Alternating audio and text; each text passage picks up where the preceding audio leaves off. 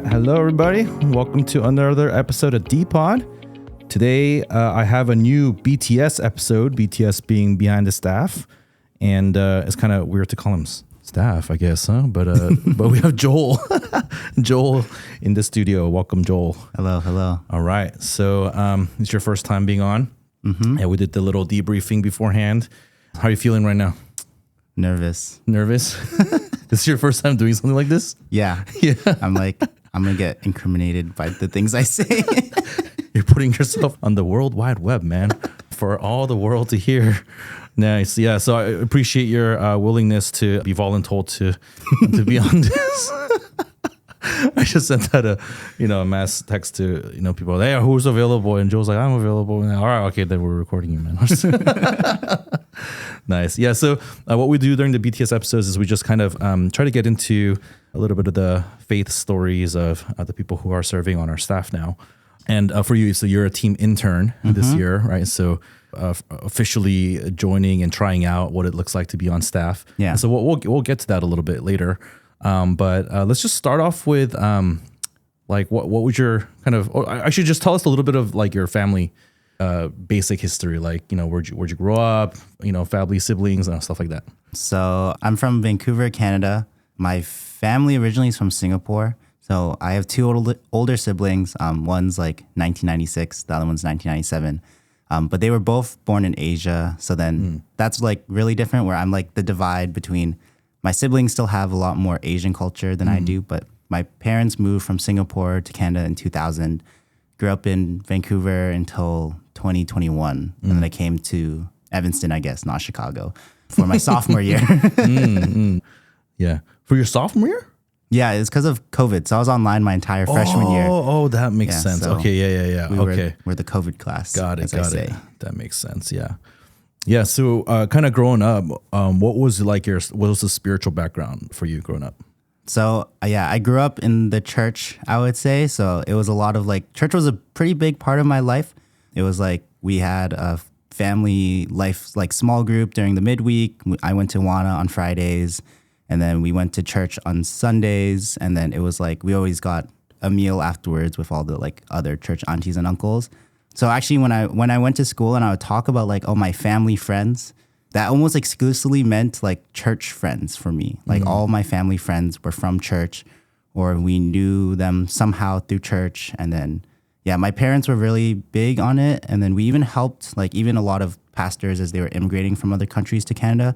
We help them get their feet on the ground and stuff like that. So your parents were pretty involved then in serving in the church and things like that. Did they have any official roles or anything? Or? Not really. Not till when I was in near end of high school, beginning of college, my mom became a church admin person, but they were just always there. Kind of lay leaders within the church. Yeah. So you mentioned Awana. Some people might not know what that is. What is Awana? Awana is... Oh man, it's this youth group that really focuses on Bible memorization. So one of the big things is every week you have a time where you memorize Bible verses. And if you memorize it, you get cash. And then at the end of the year, there's this marketplace. But it's Awana stands for something. Yeah. I just looked it up because I know it stands for something. I couldn't remember. It's approved workmen are not ashamed. Yeah. Apparently. Yeah. From 2 Timothy 2:15. Mm-hmm. So. But there's it's a full system. I started when I was 5, I think. Yeah. So I never went through Awana personally because when I was growing up, I went to kind of a small Korean Presbyterian church, and I don't think they had the resources for it. It takes a lot of work. You need some staffers who are going to run that. Yeah. My sister went to Awana though, because by that time we went to this other Korean Presbyterian church that was much bigger though. It was it was at the church. I mean, it was basically a mega church, I guess. There were over 1,000 adults and things like that. So she grew up kind of doing Awana. So I don't personally know what it's like, but I know that they do really emphasize Bible memory. So yeah. It was I went to this mega church when I was younger. It was Evangelical Chinese Baptist Church. But then I stopped going 4th, 5th grade. But then we still went back every now and then for their Friday programs and stuff. But yeah, no, I know as you grew up, probably your relationship with church, from what I know about your story, probably got a little more complicated. But what do you think things like Awana and like maybe even your parents' involvement in church? Like, what do you think what did that do for you as you kind of think back on it, if anything? I think it just really helped shape my worldview of like Christianity being a possibility. Because I think like one of the things growing up would be like my parents would have like the idea of like, oh, doing devotions every day. And so even my dad, like every morning he would do his devotion and then like sing songs, like praying before every meal. So then that kind of like integration of church and life, like God isn't just like a Sunday thing, but like it's like multiple days and like doing all these things. And even like for Awana, we'd like, I remember there would be like some nights, like a Wednesday night or something, I'd sit down and like open my Awana book, trying to memorize it. But then I think through like a lot of their involvement in the church, it shaped that like when I came to our church and people were like, oh, we're doing devotions every day. I was like, oh yeah, that makes sense. Like that's what like Christians do, sort of thing. Yeah.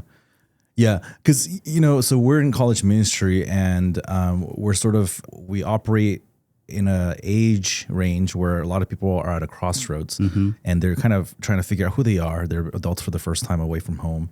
And so, I mean, we get a lot of stories of people like, oh, I grew up, in church, but it wasn't a good experience, whatever. So we get a fair amount of those stories. We get, I think, a minority of stories that are like, oh, I had a great experience growing up. But I always want to sometimes clarify that even though there may have been negative experiences within the church, I still really believe that despite all that, there's like good that comes out of the fact that you just grew up like knowing that going to church, reading the Bible, that there's like nice people who like actually really believe in this, like that really shapes your plausibility structures. I guess that's another way to put it. Like what is possible in the world.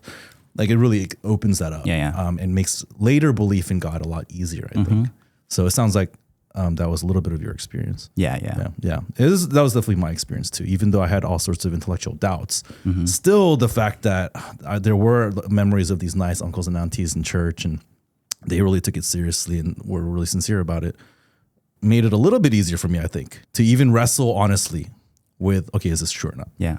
So as you think about your faith journey, as you got closer to college, like did your relationship with church and did it change at all? Or like kind of how were you oftentimes it's like when people hit puberty and they're starting to think for themselves, like, so what was that like, your experience with church and religion?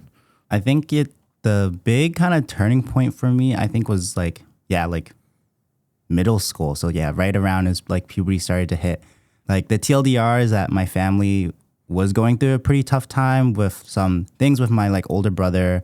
And then like financially it was pretty hard. So then as my parents were saying, like they kept saying these like things like, oh, you just need to trust God. God will provide. God has like a bigger picture than, all these different things. And so I think when that happened, I was like really like, I started to get turned off by it. Oh, why do they keep saying this? It seems like they're not choosing to solve the problem. They're just like choosing to put it off to like this like being that you can't see sort of thing. So then when I would say like that kind of, I actually remember a shift pretty strongly being like, oh, like if this God who people keep saying is like, he's supposed to be this all-loving God who provides for you, but then my like family situation is so like grim. Like, why isn't he coming and fixing it? And then as I was thinking through it, I was like, oh, it's because he's not real. That's why. So then I made this like really clear shift, like, oh, like I'm just gonna solve the problems myself now. And so that led to like a long like slew of like competency and like trying to like be like smarter and do better in school to get into like a good university and all these different things. So during that time, what were the things that you found yourself kind of investing or kind of throwing yourself into to try to fix those things for yourself? I guess you mentioned school, I guess. Yeah, that's probably a big one. Yeah, it was a lot of just the idea of like, if I can't escape it right now, then I'll escape it kind of in the future. So then it was a lot of the idea of like getting into this good university was this like goal for me, this big goal. And so as I talked to people, it was a lot of like, you need to build up your resume and stuff like that. So then I think like looking back, at least in terms for like Canada standards, I was pretty successful. Like I went to one of the top high schools in Canada. It was a private school. And then in that school, I was one of the top students. And then like for like music, like I ended up actually studying music at Northwestern for my first year, but I got invited to like a bunch of prestigious camps down in the US. And then I was like a national level swimmer.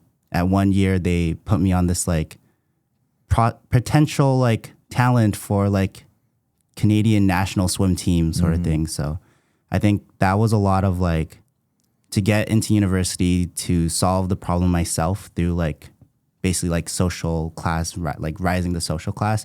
It was all these other extracurriculars and school and stuff. Yeah. Yes. So man, when, cause to some degree, like all that, it's like exciting.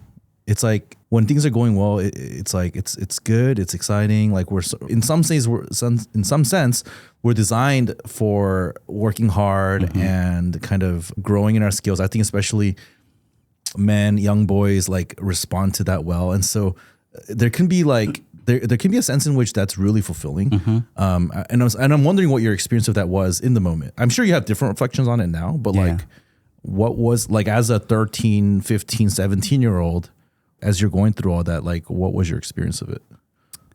I think I really felt the feeling of, oh, I would get it and then I'd be like, this is amazing.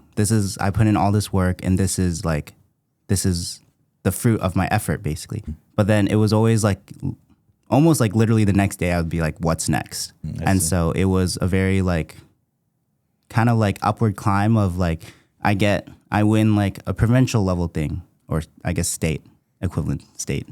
What's that? What's a province? And then it would be like, okay, then I need to qualify for nationals. And then from there, it's like, I need to win at nationals. And it just felt like every time I got the thing that I wanted, there was always like this bigger fish that I needed to get, you know? Yeah. Yeah. I mean, that's relatable. I mean, I was sort of on that similar path, you know, like in my own way, just trying to figure out, because for me, my parents went through some difficulty when I was in high school. And so I got the message, the lesson that, oh, you know what, even my parents can't really take care of me. And so I was I need to become an independent adult that's successful. And the only way I knew how to do that was to get successful in school, because, you know, I didn't really feel like I was good at anything else. And so, and so then I can relate with your experience of like actually when you achieve it, it feels really good. And you're like, dude, I'm more awesome than you and I want out and it's good. And then, but then it's tiring because that's not it. Like you're not done. That's the problem. Like it's just temporary until the next battle, the next competition starts. And so, yeah, anyways, it was really tiring. Okay. Eventually, so in your journey, you get to Northwestern University. All right. So you get in and, tell me about Northwestern with vis-a-vis your goals for your life. Was that like, yes? Or was that like, oh man, like I'm only going to Northwestern? Like, I'm just curious.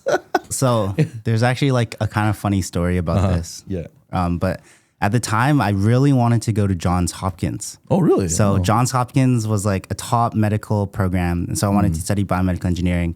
And then they're also attached to a really prestigious music school, the Peabody Institute. Oh, I see. So then you could get like a dual degree there. But then at the time I remember as a senior, I went to my school and they had this like Duke, Johns Hopkins, Northwestern, and Vanderbilt like info session. And then I was like, okay, all I'm going for is Johns Hopkins. And then my mom at that time was like, she texted me in the middle. She's like, are you applying to Northwestern?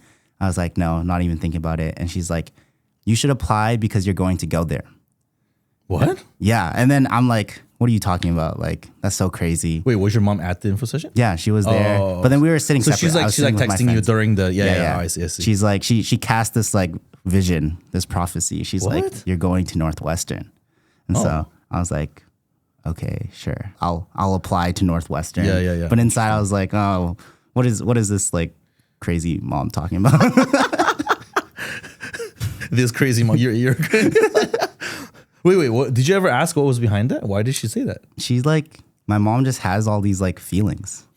Oh, so she literally was like, oh, I think you're going to end up there. Yeah. My mom has. Does she have a history of like premonitions? Like, yeah. Oh, okay. And like, and it comes true. Yeah. Oh, really? Yeah. No, that's like a thing. It is. But the craziest aside, or the craziest one that I'm like waiting for it. She says my brother's going to become a missionary to India. Really? Yeah. So I'm like, that's crazy. Is he on the path to that at all? Or I don't think so. Oh. I don't know. Okay. Wait, how long ago did she say this? This was when I was like beginning of high school, I think. This was like a long time ago. Yeah, this was like right when he went to college, and I was like, whoa, is this still an active discussion in your family? No. No, you just remember it? Yeah, I just remember it. She kind of like, it was offhanded. She's like, yeah, I think he's going to go to India one day to become a missionary. Oh, wow. I'm like, that's so okay. random. Well, you heard it here. And so on D-Pod. So if this ever happens, we'll report back. Yeah. We'll report back. Wow. Okay. But yeah, I think so I actually got waitlisted or rejected from all U.S. schools. So originally I was going to go to McMaster in Ontario. Okay. Yeah. So then getting into Northwestern, I got off the wait list. I got in, and I was like really happy. I was like, wow, like I made it. Because even at that time, Northwestern was kind of on the like climb in the schools and stuff. So I was like, oh, it's a really good school. Not a lot of people know about it, but that's okay because it's like still a good school. But then, yeah, I think that started a lot of like the actual like spiritual hunger in me, because it was like after I got in, it was during COVID, and then it was a lot of like there's a lot of time to think, and I was like, why am I doing all of these different things?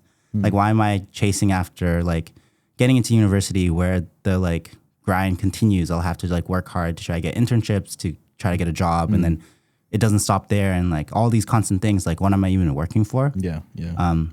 But I actually remember at that point, I was like, this is just life. This is just, everyone does it. Since everyone's doing it, this must be like what life is about. Just like the grind. So.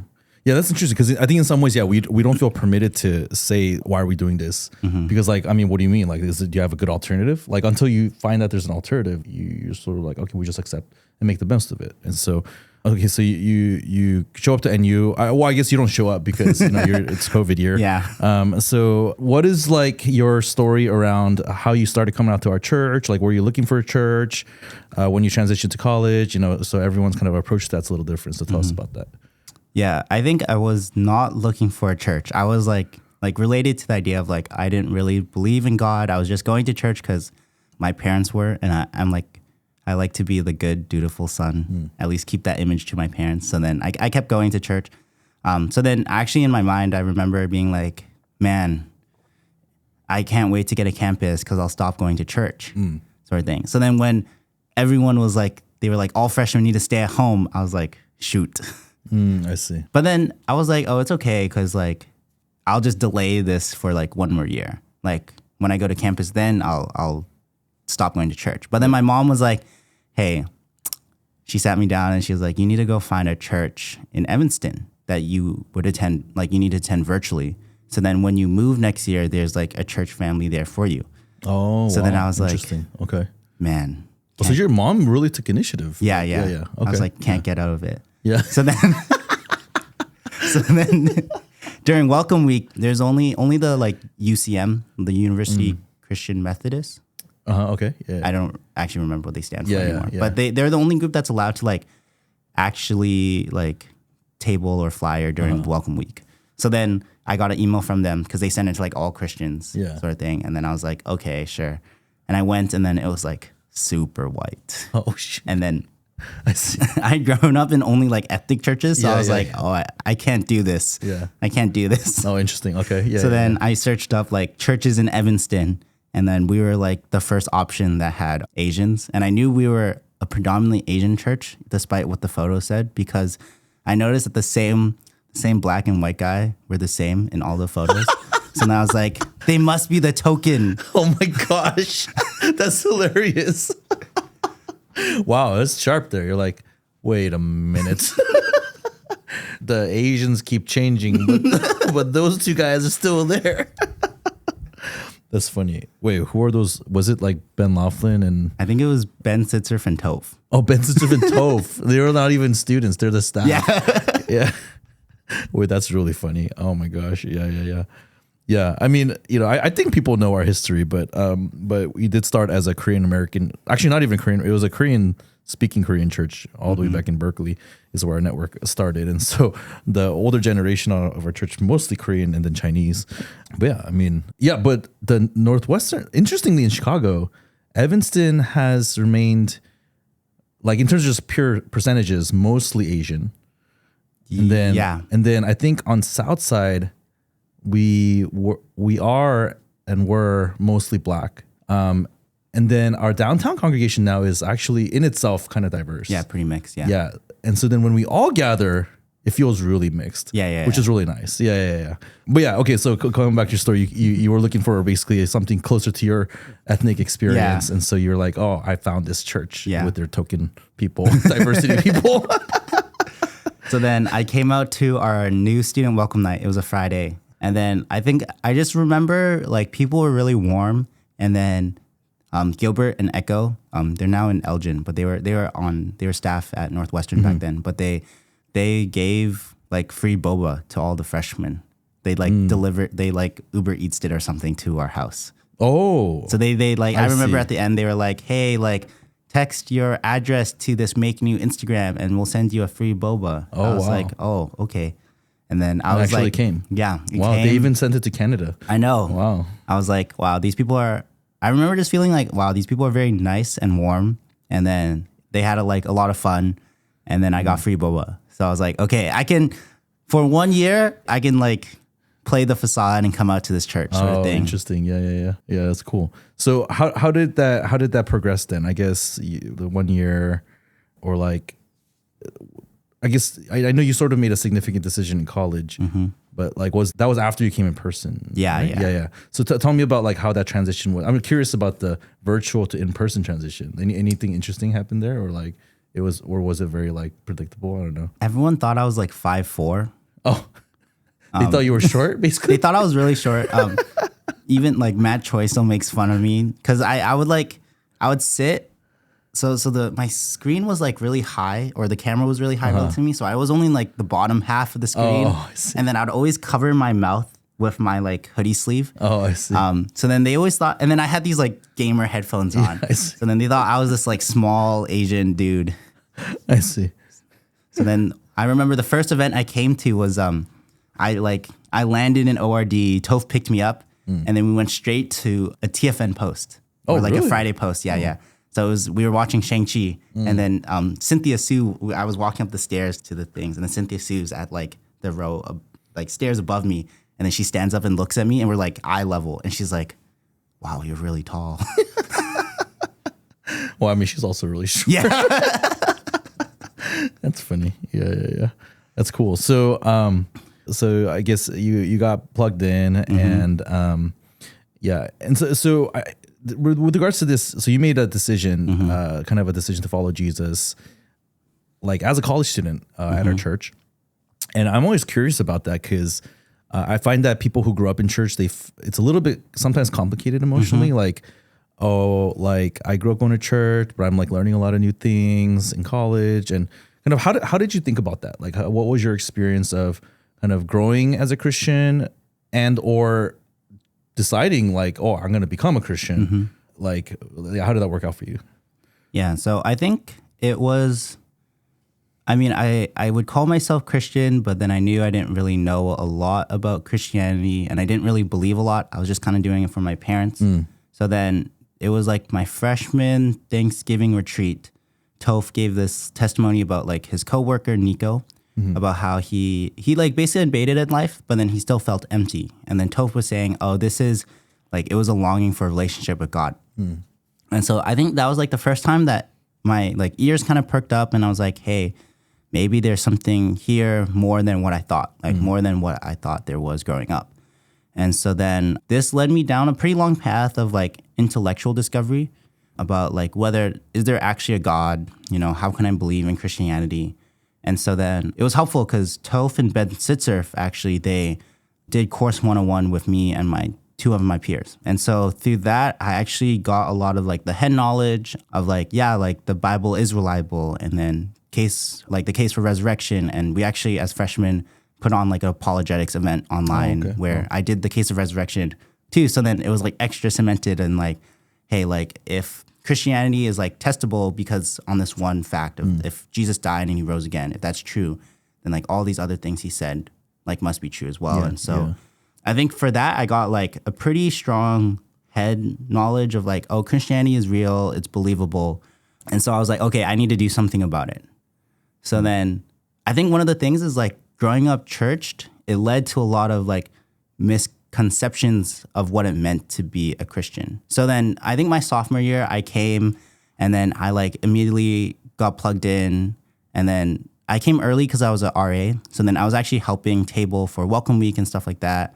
And then I was at like the club fair. And I think that was kind of my response to like, what am I going to do about it? What does this Jesus thing have to do with my life? I was like, oh, I just need to do more of these Christian things. So more Bible, more like prayer and all these different things. So that led to like my entire sophomore year.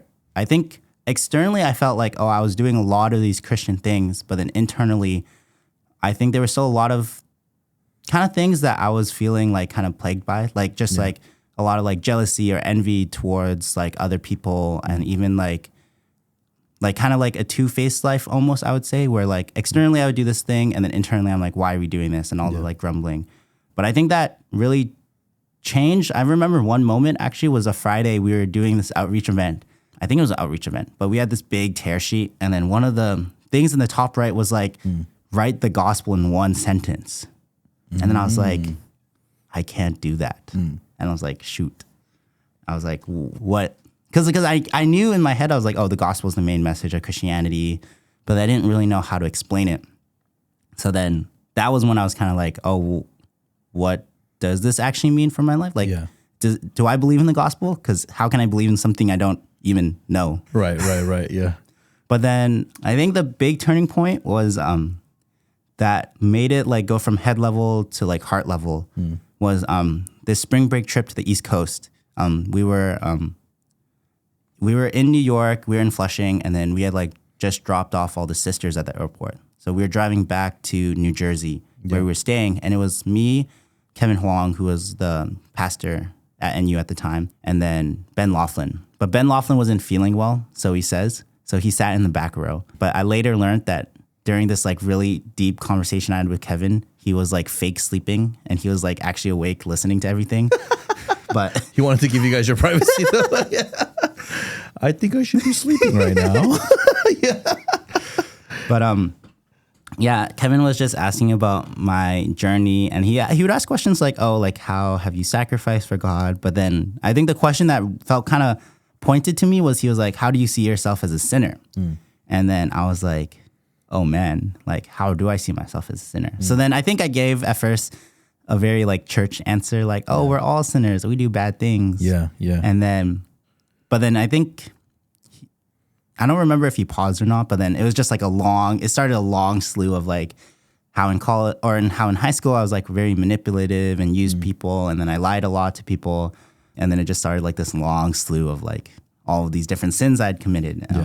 And then I remember Kevin saying like, hey, like, you need to become Christian, you actually need to make like a decision. There needs to be like a stake in the ground where you can say like, I'm going to repent of my sins and give my life to God. Yeah. And that turning point is when you become a Christian. And then I was like, okay, cool.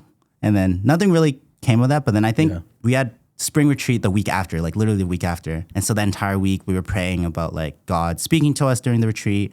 And then that kept coming to my mind, like, oh, am I a Christian? Like, how come I haven't made this decision yet? And then the Saturday of the spring retreat, Kevin was like, hey, let's go on a walk and talk. And then he just kind of brought it up again.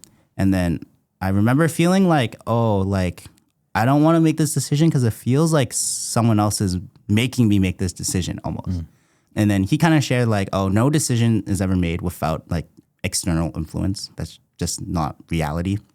But then in the end, it's still like something you have to decide.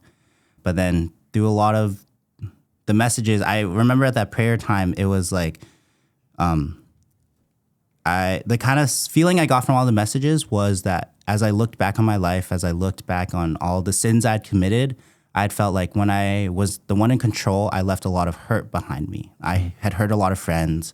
I hurt a lot of people in my life. So then that was kind of the feeling, oh, like when I'm in the throne of my life, when I'm in control of my life, I just leave a slew of hurt. But then the flip side is giving control of my life to God meant like he was the one who created me. He knew how to he knew how I should properly live my life. Yeah. And that led to one of just flourishing and blessing.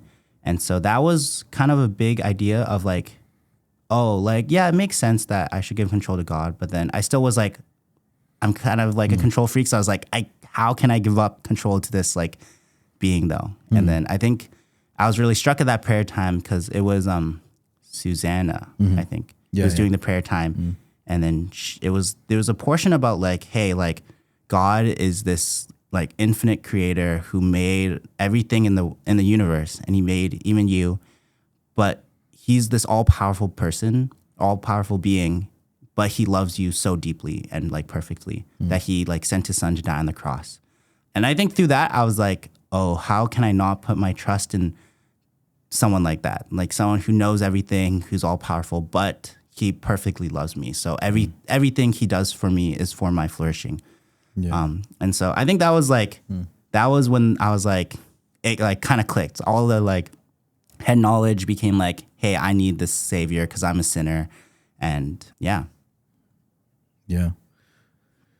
Yeah. There's a lot there, man. I just think that in some sense, like, yeah, like your story is the basic gospel, and it works out differently for different people. But the assumption that you had going in that Christianity is ultimately about doing things and doing religious activity. I mean, that's one of the fundamental errors that we make nowadays, to equate religion with religious activity and to think that we're good with God as long as we're doing the right things. And then sin, like that crucial conversation you had with Kevin, where the kind of conversation that maybe you can only have while you're having a long drive, you know, and you're shoulder to shoulder, you know, and you know, it's like, so, hey, how have you seen yourself as a sinner? And it's like a weird question, it seems, but it's fundamental to Christianity, right? It's fundamental to, because I don't know if anyone who hasn't really been hit by the fact that they're a sinner, like if you've not been hit by that, it's really hard to be a Christian. Because I think fundamental to being a Christian is a forgiven sinner. You're a sinner who has received forgiveness from God. So through what Jesus did on the cross. And so if you don't start the first step, or maybe the second step, the first step maybe is to recognize that God loves you. The second step is to recognize that you have totally ruined your relationship with God through your sin. And but I think our culture makes it really, really, really hard to accept this. Not only because of moral relativism, not only because of the you do you expressive individualism that says you should just live your life however you want and be authentic to yourself. Not only does our culture say that it's wrong to tell people or to judge people, tell people that they're doing something wrong. Yeah. But also our culture has so inundated us with like just media, social media. There's just so many distractions. And literally you can just go through life. You can go weeks, months, years without needing to sit and introspect and think about who you are and who you're becoming. And so then I just feel like everything in our culture makes it almost impossible to come to the conclusion, I am a rotten sinner deserving of hell. Yeah. You know, and unless you get there, it's really hard to want the solution, which is Jesus, which is surrendering your life to Jesus. And so one of the biggest apologetics for me, you know, when I was in college and wrestling with all this, of why I needed to keep following Jesus, was because I knew that I was a wretched Lord over my own life. And I just knew that when I tried to control my life, I just quickly went down really dark paths. And I didn't need a lot. I only needed about 6 months of college to know that this is not good, right? And so, so anyways, I appreciate you kind of sharing that. And I hear a lot of the echoes of my own story and the stories of many people who've gone before us and will come after us, like in your story. So you made kind of that significant decision at that spring retreat. Yes. So that was the one where we moved it to spring because we were like, the winter and is then hard. It snowed. And then we had a snowstorm in April. That was like crazy. April 1st or 2nd? Yeah. It was like April 1st or 3rd or something was the retreat. Yeah. I remember that. That was memorable. That was our first Chicagoland. Oh, yeah. I think, retreat. It was. So. Everyone together? Yeah. Everyone was together. Yeah. So as you think about rest of college, what was like, I don't know, what was, as you tried to now live out your new faith, what was a low point for you and what was a high point for you? I can start with the high. But I think the high was just being surrendered and going on different mission trips during the summers. So after my sophomore year, it was like I guess it was like the weeks before junior year started, but I went on like Vision to the East Coast where we helped a lot of the semester schools with their welcome weeks. So we like went out and tabled every day and then like flyered, and then we put on special events for people for the schools there. And then Vision was that was like a 2-week thing, is that right? Or was something like that. That was not SLT, days. Right? That was different from SLT. It was the shorter one. The shorter one. Yeah. Okay. Yeah, got it. And then this year after, I went to the Philippines with you. Okay, yeah. Okay, got it. But yeah, I think those were highs because I think those were times that I really just understood like what it meant to live on mission, and then to see like the blessing of like going when I didn't necessarily want to, or different things, like these different what ifs in my life that I could have been like I remember going to Vision feeling like pretty tired and being like, oh, I could have just spent these 2 weeks like resting before school started. But then as I went and came back, I felt like just more refreshed, and felt like, wow, this is really an amazing life I get to live. I think a big part is just like running alongside people, because I remember just a lot of the ways that we'd celebrate like the joys of like a salvation, where like someone had a good conversation. And then it's like, even though my day like doing outreach might have been pretty like slow or bad, like that one person had the good conversation, like everyone got to rejoice together over it. But then as well as like all the hard conversations we had, there would be people supporting you through it. And I think just seeing the church, like the church as a blessing, as well as this mission of trying to save people for eternity and to have a purpose much bigger than myself. I think those were always the times when I came back to like quote unquote normal life and feeling like properly calibrated. Yeah. So what about the low points? The low was one low was when I was in senior year. I think I was actually from my freshman year, I kind of was like, wow, these Christians are living such a like amazing life and like so different. And I was like, I want to do that when I graduate. So even it's interesting because looking back, I was like, I wasn't even a Christian, but I was like, man, I want to live like a post-grad. Yeah, that's interesting. Yeah. But then as a senior, I was like, I was committed to staying in Chicago to help with our church. I think I kind of saw as like, if I went elsewhere, it would be hard to hide the fact that I was actually moving cities to try to chase after like career, or not, like, yeah, to make career into an idol for my life. So then as I was doing that, I think I was just having a really hard time getting a job while I was here. And then there was a lot of kind of like bitterness that started coming out through that. It was the idea of like when the summer after my sophomore year, I like gave up an internship in Pittsburgh to stay in Chicago to like work on the relationships with like mentors and other students, or like just generally throughout college, like trying to prioritize like the people in my life over like school and career. And so all these like kind of past things started to come up, and I was like feeling like, oh man, like what am I even doing? Like, why am I trying to live a life surrendered for God? Like, why can't I just, like, can I just say like whatever and like move and, get a good job elsewhere sort of thing. So it came out all as like, what's the point of this? But I think two things that helped change a lot of how I was thinking. One was from JD. He gave me the verse, like, remember Lot's wife, and how like, even though they like Lot and his wife had made it out of the city, but then she looks back, and then because she looks back, she turns into stone or into ash. I forget. Salt. Pillar of salt. Yeah. Yeah. But then he was saying like, hey, like when you look, like, remember your story, remember like what was the type of life you were living, and then the type of life you're living now. Is really chasing after career that much better? Is it really going to be good? Because every time you like look back and you have these thoughts, like you're being like Lot's wife and looking back on like a life where you're the one in control, sort of thing. And so I think that helped kind of calibrate, like, to remember like, oh yeah, I am a sinner, and like what do I actually deserve? It's like death on a cross, it's judgment. But then I get something much better in like getting to live a life on mission, getting to live a life in like the church. And so I think that made me kind of feel like, oh, actually, like just getting to be here is such a blessing. And so it helped look at all those past sacrifices with like a different lens, and to see it as actually just one of gratitude.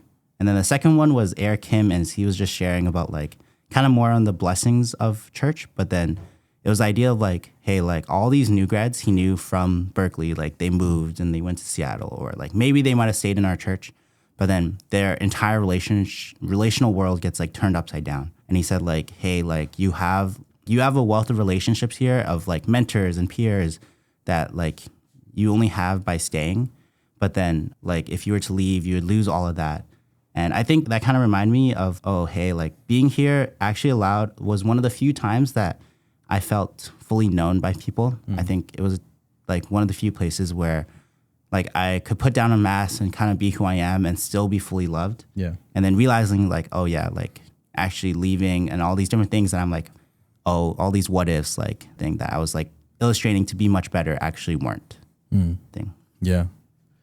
Yeah. I mean, so I think it's really neat that you kind of went through that struggle. I think I just want to try to apply it for people as they're listening to this, because I think the really simplistic application of what you're saying would be like, oh, I guess that means that I should just stay at whatever church I was with in college, or, you know, where I made a significant decision.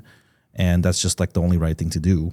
And that would be an overly simplistic application of, I think, what you're sharing, because there's a lot of, I think, more underlying important principles, right? Which is, for example, like there may be, there may be legitimate reasons for people to move on. And let's say you're like an international student, which I guess you are, right? But like, so other Canadian international students, a little bit different situation, I guess, in a lot of cases. But like you need to get a place where a job where they'll like sponsor H-1B or whatever, right? And so I mean, there's like very good reasons for people to move and things like that. But I think what I'm hearing in your story, which is kind of, so use the term idol, like with career. And I think maybe even underlying career is sort of your sense of control, even. You're like your sense of like, am I really gonna live this life of ministry that at points in my life I was very inspired by, and I love this. And at the same time, you recognize that if I choose this path forward, like, hey, if I stay at our Chicago church and I want to commit to this, then it seems like I'm closing some doors, you know, and that can feel a little bit. I think that in itself is a scary decision. That in itself is kind of like, oh my gosh, do I really want to do this, right? And so then it naturally will cause people to struggle with, okay, well, why am I doing this? And I think that's an important struggle to have. You know, so one thing a verse that came to mind as I was listening to you talk is from Matthew 11. It's this idea where Jesus says, "Come to me, all who labor and are heavy laden, and I will give you rest. Take my yoke upon you and learn from me, for I am gentle and lowly in heart, and you will find rest for your souls. For my yoke is easy and my burden is light." And what's really interesting is that Jesus is saying, look, if you get yoked with me, I think the burden that God carries is great. It's a mighty burden. So, but he's saying, but if you yoke yourself with me, which means that, you know, if the yoke is the thing that ties two oxen together, right? And so if you get tied to Jesus, in some ways you're limiting yourself, right? You're limiting where you can go, because you're basically saying, I'm going to go where you go, Jesus. Yeah. But he's saying that experience will actually be much less burdensome. And the person who is not yet yoked, the person he's talking to is the person who's not yoked. And that person experiences life as you're laboring and you're heavy laden. Yeah. My experience has been that when I've yoked myself to Jesus and I allowed Jesus to kind of close some doors for me and for me to really carry out the life that I think he has shown me, just not based on just scripture. I mean, scripture, of course, but based on how he has led my life. Like he led me to certain people, to a particular church in particular city with a particular vision. And I became friends and I got leaders and spiritual mentors in that context. And I think God led me in that way.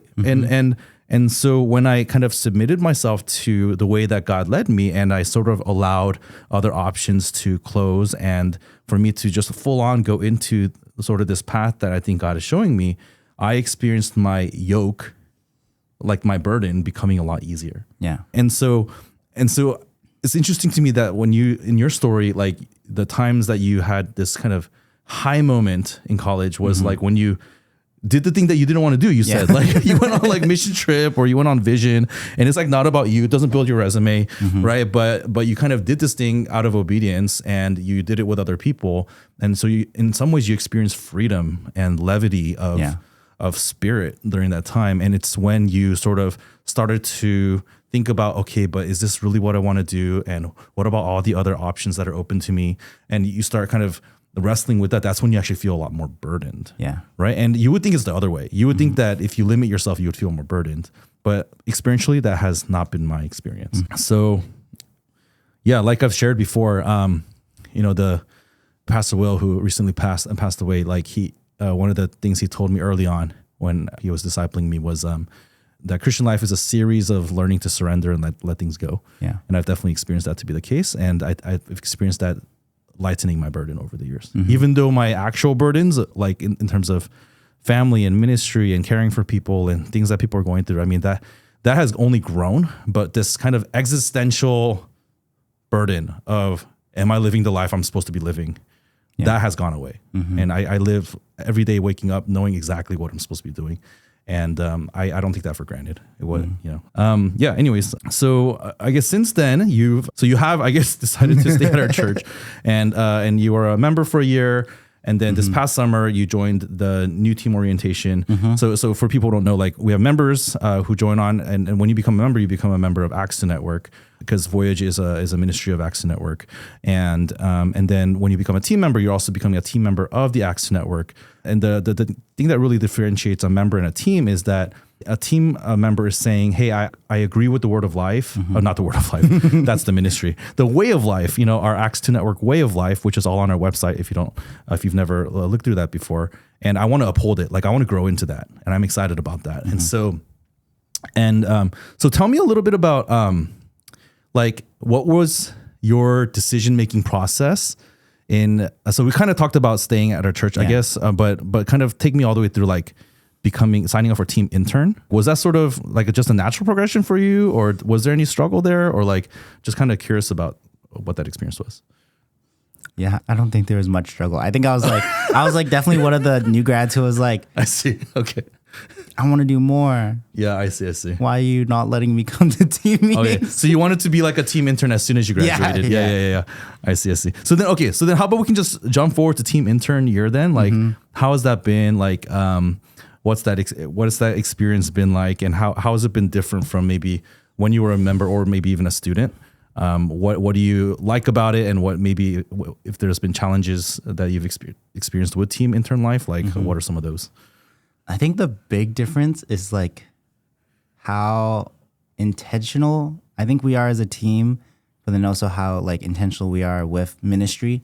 I think as a student, I was just like, oh, there's someone there to love, and like, let me just like pour into them. But then there was like not really much thought into it. It was just like, hey, like, do you want to read the Bible together? Do you want to come to DT? Do you want to come over for food? And like, I think that it was just like, because I had so much time, and then because we, as college students, like, we don't live that far from each other, we were very like, oh, hey, let's just do like a lot of life together sort of thing. But then I think the big difference from like student or member and then joining team is how like intentional I think we are as a team, and like, hey, like, actually, like, what do people need right now? Like, what kind of is the feel that people have been getting, and then hearing different like anecdotes of like people like sharing like, oh, this student feels this, or like, kind of things like that. And then even like as we go and meet students, as we like talk to them, it's like, I think the difference is like having a conversation of someone being like, hey, like, what's next for them? How can you like help them grow? How are you going to like mentor them, sort of thing? And then actually like putting that into thoughts and putting it into words is like, was quite hard for me, I think. Yeah. I think it felt like, oh, I never really had to think so much about like, oh, what is next? Yeah. Sort of thing. So I think that's been the biggest difference. But then I think it's made me really come to appreciate how much like has been poured into me from mentors when I was a student, because I can only imagine that it was the same thing where they were like, okay, what's next? Like, how can like do like one-on-ones with Fred as a sophomore? Like, he probably was like, okay, what's next? How can I help him grow? And yeah, for sure. Definitely. And definitely, I think growing as a minister of the gospel involves learning learning more and more how different kinds of people are. Because the thing is, when you become a Christian, you only know like the way that you became a Christian, right? And so then, and that's powerful. Like we share that testimony. I mean, that's one of our greatest ministry tools, is to share different versions of our story, different aspects of our story. And that's why I do Depod, because I just think it's really, really instructive to just hear how people talk about their story. But then you grow in wisdom, because not only do you know your story, you start learning other people's stories, right? And that definitely happens as a team, as you hear like different team members' stories and how they process things and how they see things. But also, like, as you minister to people and you care for people, you learn their stories. And so then as you love those people, then you start thinking, okay, well, what do they need? And then if you're over more people, like if you're over one person, okay, like I'm thinking about how do I disciple this person? But okay, let's say, you're leading a ministry and there's 150 students. Like, okay, what is the overall direction that we need to go? And how do we as a church keep meeting new people, sharing the gospel with them so that people are becoming Christian? And how do we take Christians and disciple them so that they become kingdom workers, instead of just kind of, sitting around in a Christian ghetto, so to speak, and just reading the Bible amongst themselves. Like, no, like they should be going out and loving people. So like for me, like the intentionality, you might use the word strategy. Like, what's the strategy here, right? But that's kind of a business word. But I think the other side of it is like love. How do we love people intentionally and move them along? So I guess another big thing that has happened for you this past year, I mean, happened for all of us, is all the transitions with the teams combining. We moved to Morton Grove, and and then I guess for you were always involved in Northwestern for the past like 5 years. But then now you're officially part of the Loop Pod, right? And so your kind of ministry assignment turned to downtown. So what were some of the lessons there? Like, what are you kind of learning about yourself, about God, about ministry through all of that? Yeah, I think the main thing was my idea of the Great Commission was very small, actually. So I think as you're sharing, like, there's all these different people and everyone else has their different viewpoints of like the gospel and stuff. I think mine was very like catered towards like Northwestern students, like people who were successful, people who like kind of made it, but then they found emptiness. And then, like what can you do about that sort of thing? So then to me, when I thought of like, what does long-term ministry look like for me? I think it was always like, I'm pretty happy staying at Northwestern, like this like kind of private, small, elite school where there's a lot of people who are like kind of like me. But then when I saw that I was supposed to be part of the Loop Pod, I was like, shoot, I don't know how to relate to all these artsy people. Yeah, like it's very different background. Yeah. So then I was like, actually, I remember like before I was like, oh man, am I even going to be able to relate to them? Like, what do I have to do with all these people? Like they're not like me. I'm like this emotionless engineer going into this. And then you have your like prototypical view of like a Columbia or SAIC student who's like a art student who's a lot more in touch with their emotions or something like that. That's funny. Yeah. No, I could totally see that though. Yeah, I could see that being a challenge. So then I think, but as I went and as I did it, I think it was like God really expanded my view of like, actually like everyone needs the gospel.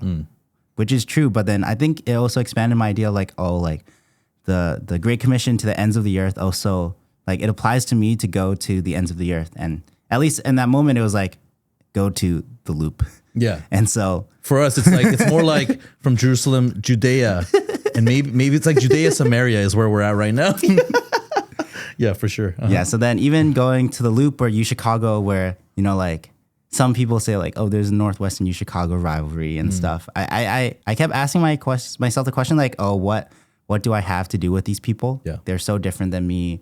Kind of like the idea of like what the world says a lot of like the people that you like interact with are the people like you sort of thing. Like it's true for like international students where like a lot of Chinese people will stay with Chinese people.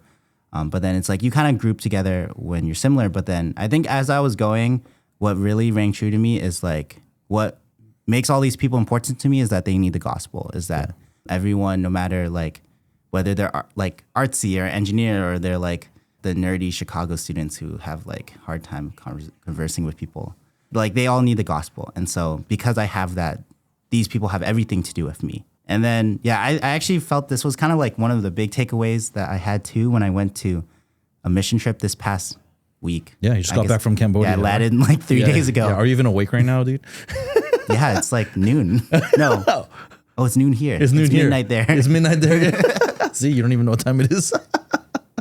Nice. But yeah, I think I was also feeling similar, like, oh, what do I have to do with all these Cambodian people? Yeah. Like, what even are the Khmer people? I was like, actually, I read it first as Khmer, but then I was like, people kept saying Khmer. I was like, oh, it must be Khmer. It must be but Khmer, then, I think it was like hearing the story of the history of the country and meeting people there and seeing the ways that they were hustling, and then just the good news and the hope of the gospel that it could like really change their lives. I think it really changed like, oh, to the ends of the earth is literally to everyone, even if I don't think they have anything to do with me, or if I think they're very different than me, like they're all the same because we're all sinners and we're all deserving of punishment, but we all need the gospel. I like what you shared about just how these people that you feel like you don't know how to relate to, or, like that can feel a little hard, right?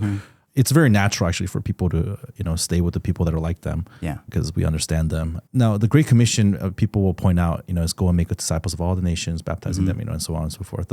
So the real imperative there, the command is actually make disciples. And then the other words and phrases in there are all participles of that. Yeah. And so what that means is that the go describes one of the methods by which the make disciples will happen. Yeah. So we're supposed to, as we are going, and the go there is like crossing boundaries, right? It's like crossing ethnic boundaries, crossing gender boundaries, crossing personality boundaries, right? And so for us here in Chicago, I think one of the ways that's been really healthy for our church is to not get stuck in thinking about the Great Commission being lived out here as being just to one campus.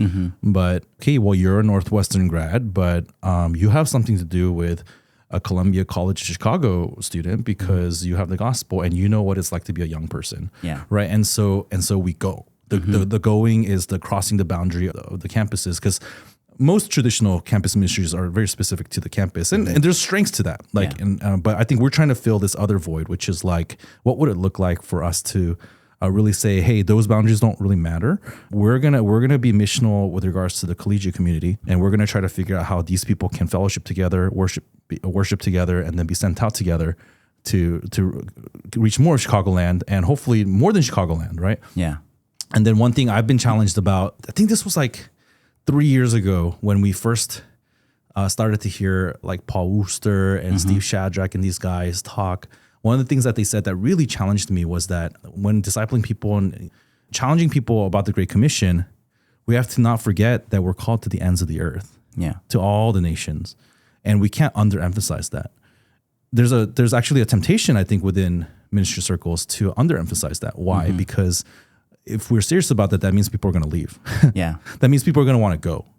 And it's really painful. I've been in the position of sending out a lot of our staff, and it's really painful because you disciple and you train people up and they become reliable workers, like co-laborers in the gospel, and they're like, feel convicted that they need to go, and then they go. Yeah. And I'm like, what am I supposed to do? Like, I was relying on you, right? So that's always slightly painful, and yet it's an act of obedience. Yeah. And so that really changed my perspective. I was like, oh no, we have to help everyone to see that you're not called to Chicago. Like, you're called to the ends of the earth. And now there might be good reasons that you can't go to the ends of the earth right now, given who you are, what stage of life you're in, and things like that. Yeah. But the call is clear. The call is never to just stay where you are. Yeah. And that's kind of scary. That's one of the scarier things about, I think, living out a life of genuine discipleship, which is that you have to be willing to go. So yeah. Anyways, I'm thankful for all that you got to experience. It's always good to kind of hear people's stories, and I feel like your struggles to go from a church kid to genuinely Christian to even though early on you were like, I want to serve at this church, the struggles that you went through while still making that decision, that's all very relatable. It's all a normal part of, I think, discipleship. And so thankful that you shared that with us. Yeah. Thanks, dude. Here we go. Thanks, DP. Wrapping up. Bye-bye. All right. Thanks, everyone, for joining. We'll continue to have more people on the pod. Bye-bye. Bye-bye.